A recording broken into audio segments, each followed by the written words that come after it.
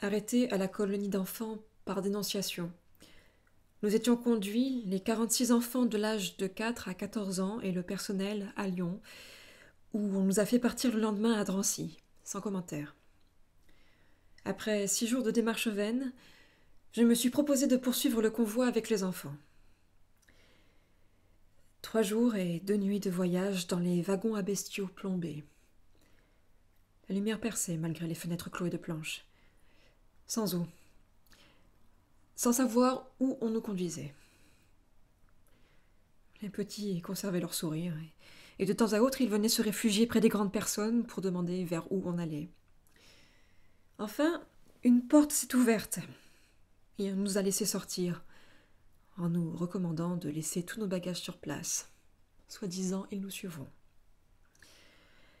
Rangés par 5, nous devions passer devant un officier Boche qui criait, et sur chaque groupe en retire une qui lui semblait assez forte pour subir le martyre. Tout d'un coup, j'entends un bruit, et on m'arrache de mes petits. Aucune contestation, ni les pleurs n'aident pas. Voilà la première sélection. Mise de côté avec 200 autres femmes, je regarde mes petits qu'on charrie sur des camions. Je me révolte, je veux les approcher, rien à faire. On nous sépare par un cordon, des soldats avec des mitraillettes. Nous, les heureuses qui restions, avions le droit à la vie. Dépouillés de tout notre bien, marqués, rasés, habillés en loques, notre martyre allait commencer. Conduits dans un bloc, nous fûmes couchés à 8 dans une koya, un lit. Là, on commençait à encaisser les premiers coups des blokovas, stibovas, les surveillants, que nous comprenions à peine. Enfin, ce serait trop long à raconter. Tout. Il me manque des mots et du papier. Et la plaie est encore très ouverte.